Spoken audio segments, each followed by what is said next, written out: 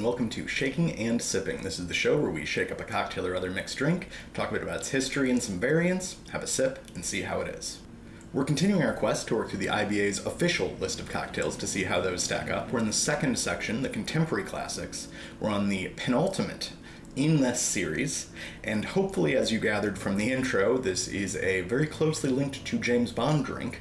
This week's contemporary classic is the Vesper, or Vesper Martini. Now, this is our second sort of James Bond tie-in drink, though this is the first one that's entirely associated with it. We talked a bit about the cocktail habits of Mr. Bond all the way back on the Americano episode, quite a while ago. But this one is actually a drink that springs forth directly from the pages of Casino Royale. In Casino Royale, Mr. Bond says, "Just a moment, 3 measures of Gordon's, 1 of vodka, half a measure of Quina Lillet. Shake it very well until it's ice cold, then add a large thin slice of lemon peel." Got it? He does that after initially ordering a dry martini, and then he stops the bartender to say, "No, wait, make this other thing instead." Now, this is where this drink comes from in terms of where anyone got it from. History's very clear there. Fleming did not invent it, however. Ian Fleming, of course, the author of the James Bond series. It was invented by a friend of Ian Fleming's. His friend was called John Bryce, though I think he actually went by, Ebar. And he was some sort of, wealthy English guy who had some minor connection to some duke or, something. Don't really know much about him, but he apparently created this drink. Fleming dedicated, when he wrote a dedication in a copy of the book for him, he says something about thanks for, developing this drink, whatever. However, Fleming is on record as saying later that he first actually made the drink for himself after publication and hated it. So that's fun. Might explain why this drink does not show up in any of the other novels.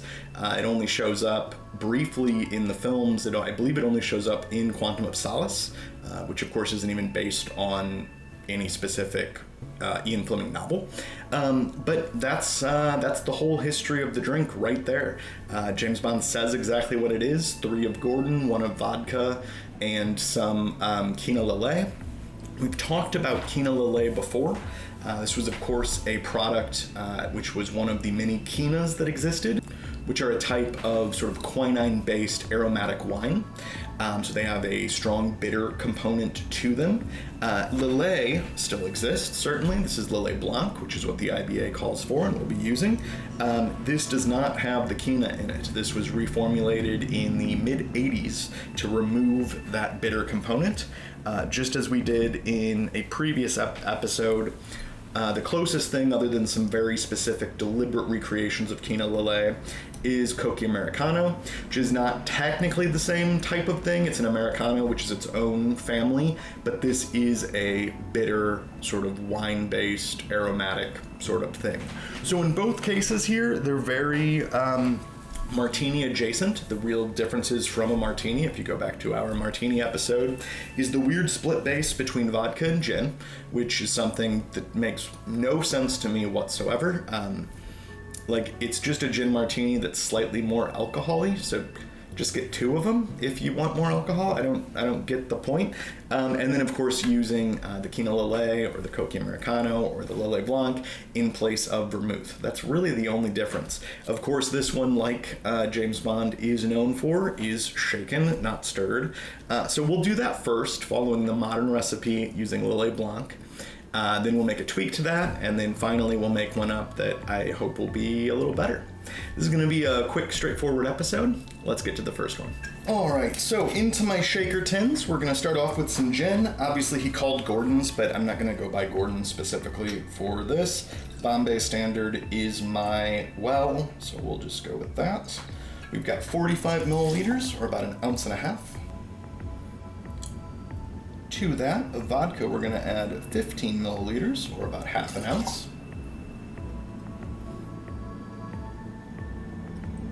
And then of the Lillet Blanc, we're going to add about 7.5 milliliters, or 1/4 of a fluid ounce. In with some ice.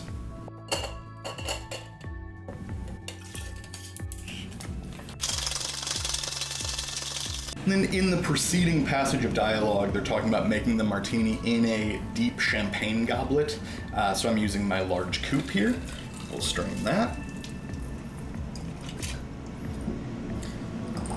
and that has just what I would expect out of a shaken martini look. It's cloudy and strange looking. I've seen some people say how that's a great characteristic of the drink, and that's why they're always made this way, and that doesn't make any sense to me.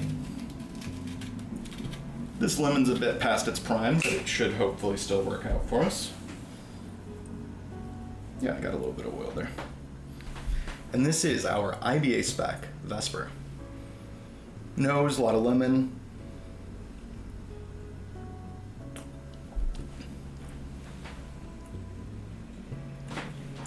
It's not great.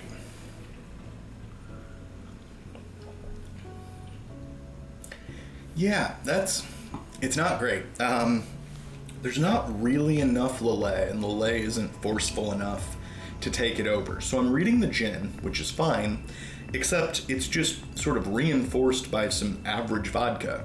So I've got gin that tastes slightly cheaper than it should, basically. I've got really boozy gin, and then the Lillet, maybe it's in there, I don't know. I'm not really getting it.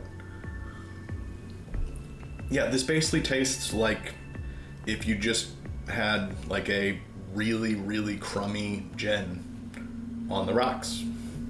Cool.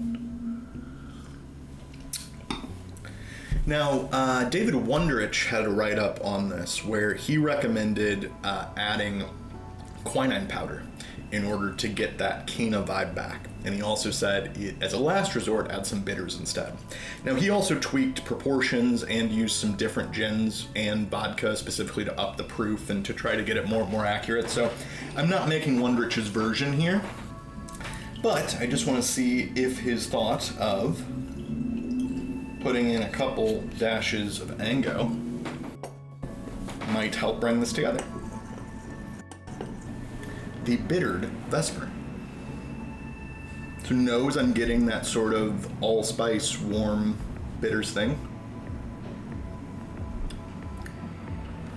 That's much better. Oh my goodness. So that little extra alcohol-y burst toward the back is gone. Front of the palate, I'm reading a hair of the lemon and gin botanicals. And that rolls into a place that's darker, a little bit of baking spice, which now is actually opening up. I'm getting just a hair of that Lillet sort of tang, if you will, which is actually coming out because of the bitters. This is not the best drink I've ever had. This is not my go-to martini, but throwing in the bitters makes all the difference in the world here. All right, for our second version, we're not going to diverge greatly, but we are going to make a couple changes here to make something I think I'm going to like a bit more. We're going to start off exactly the same. That's 45 milliliters of our Bombay dry gin. We'll keep the vodka because without it I feel like that's losing sort of this drink's claim to fame. If I were making a version of this for myself, I would not add this vodka. As I said, if I wanted it stronger, I would make it longer or have two of them, not just add random like neutral grain spirit. Then we're going to switch over to the Cocchi Americano. We're going to bump this up to 15 milliliters or half an ounce, just like the vodka is. I'm going to add just a bit of the lemon now, and yes, as I said, this lemon has seen better days, but I didn't realize I was out of lemons. And then we'll give that a stir. Then we're going to go ahead and strain that into an ideally chilled Nick and Nora glass. Almost crystal clear this time. There's just a hint of oil you can see, but very little else.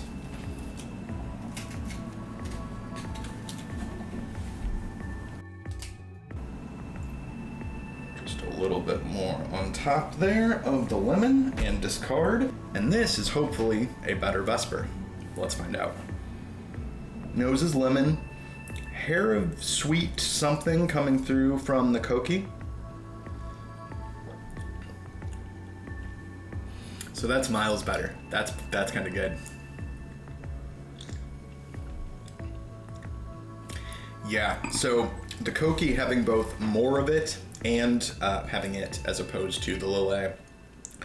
just works so much better. So there's a sweetness to it that's right up at the front that I'm getting with the front of the gin botanicals.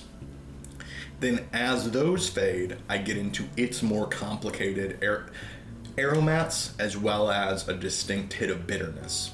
And then I sort of tail off into sort of maybe a little bit of lemon, maybe a little more gin botanical.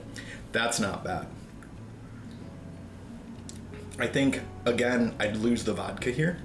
It's not adding anything. If it's adding anything, it's just a slight bit of increased like alcohol heat, which I don't need here. But I think making this with the Cocchi and the gin, definitely stirring it, we're reducing dilution, we're keeping this beautiful translucent look. It's not bad. And a bit of a split history this week, so one more fact on the way out. The name Vesper, while it's named after sort of a character in Casino Royale, Vesper Lynn, who of course is played excellently by Ava Green in the 2006 Martin Campbell film, she's actually named after the drink, even though within the story, the drink is named after her. Fleming was at some party, and some like butler or someone came down in the evening with a tray of drinks and said, "All right, it's time for our Vespers." Vespers being, of course, a sort of nighttime prayer. And the joke was that like the drinks were taking the place of that or something. And Fleming thought this was hilarious. So he made a note to call a drink Vesper in a future book, and then ended up making this drink and tying it back to the character name, and that's where that name comes from. Thanks so much for coming along on this week's Vesper journey. I'd appreciate the YouTube stuff, like, share, subscribe, etc. Check out the blog, shakingandsipping.com. We'll have a write-up of this and each other drink, as well as some weeks we'll have IBA in real life, where we'll look at how a local Seattle cocktail bar makes it. If you haven't tried this one, if you're a martini fan, I think the idea of playing with other aromatized wines other than, just your typical vermouths is a great idea. I think that doing the split base, gin vodka, the shaking, I'd skip all of that, but feel free to consider it food for thought. Next week's going to be the final drink in this Contemporary Classics section, so be sure to come back for that. We'll be back with it next week. Until then, happy sipping. Cheers.